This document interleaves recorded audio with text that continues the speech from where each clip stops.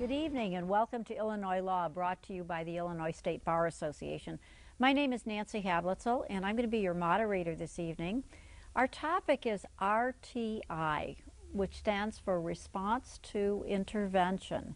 And it's a concept that's being used now widely in the schools because of a new law. We thought you'd like to understand some more about it. My guests who are going to help me explain this and who are very familiar with these start with Mary Kay Klimisch. Mary Kay is a partner at the law firm of Seyfarth Shaw LLP in Chicago. She represents educational entities, including public schools, and is the former chair of the Illinois State Bar Association Education Law Section Council, which is the section council that's presenting this program tonight. My second guest is John Dively. John is an associate professor and chair of the Educational Leadership Department at Eastern Illinois University. Although he enjoys teaching courses related to educational research methods, school community relations, and principalship, his special area of interest is public school education law. Dr. Dively has a law degree from the Southern Illinois University School of Law and a doctorate in education from Illinois State University. He was a school administrator in Illinois for 13 years, practiced law for 5 years, and was an executive director of the statewide principals organization prior to accepting his position at Eastern. He's also a member of the Illinois State Bar Association Education Law Section. And our third panelist, again a member of the Section Council, is Deb Decker. She's a partner at the commercial litigation firm of Tabbitt, DeVito, and Rothstein in Chicago, where she handles a wide range of complex litigation as both the trial and appellate levels. She also represents parents and children on issues involving school law, and she's on the nonprofit group Autism Alert Incorporated's board of directors. Deb serves as secretary this year of the Section Council. So with these three panelists who are very familiar with the topics of special education and special children in the school and children with special needs, we're going to talk a little bit about RTI. We're going to start out with what is RTI, what does it stand for, and how is it used. You'll be seeing a diagram of RTI on the TV screen, and while we do, John, explain a little bit about what this diagram means. Sure. First of all, RTI is something that good schools and good teachers have been doing for generations.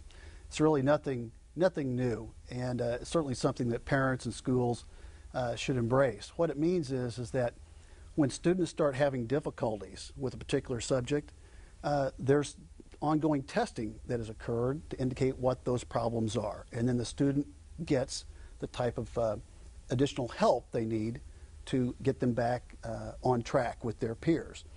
Now, the way that Illinois has set theirs up is the pyramid that you're seeing on your screen right now. The interventions are broken into three tiers. Tier 3 interventions are really the core subject areas and the core curriculum that everyone's familiar with.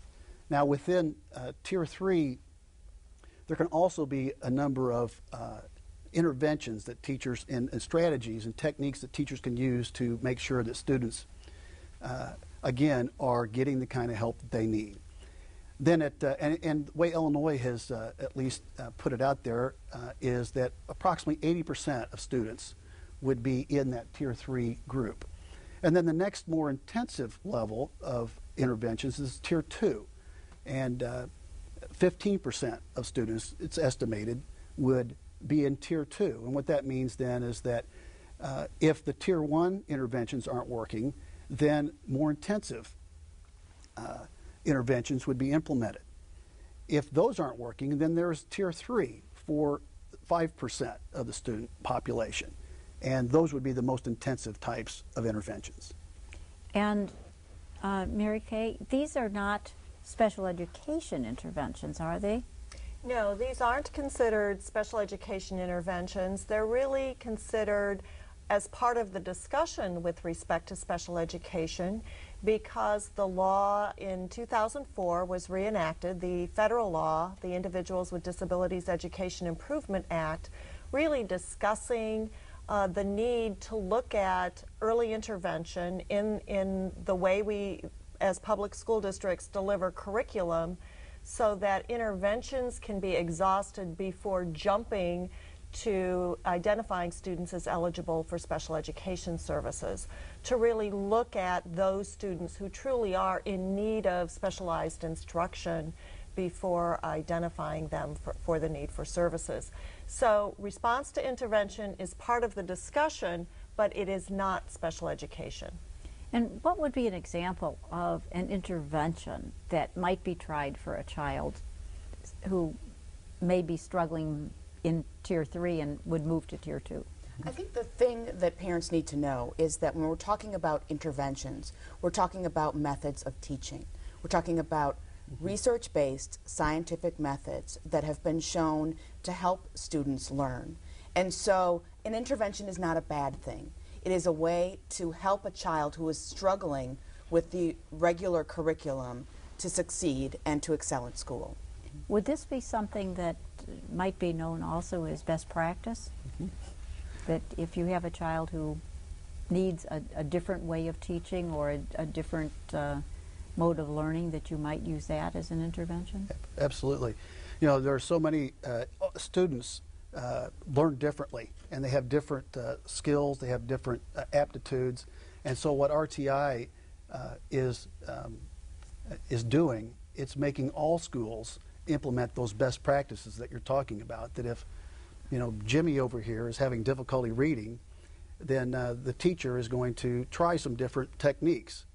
And after having tried those for a while, she's going to continue to test him to see if he's doing better. She may even chart that progress, share that with parents, and maybe include some other people in the school, some other team members.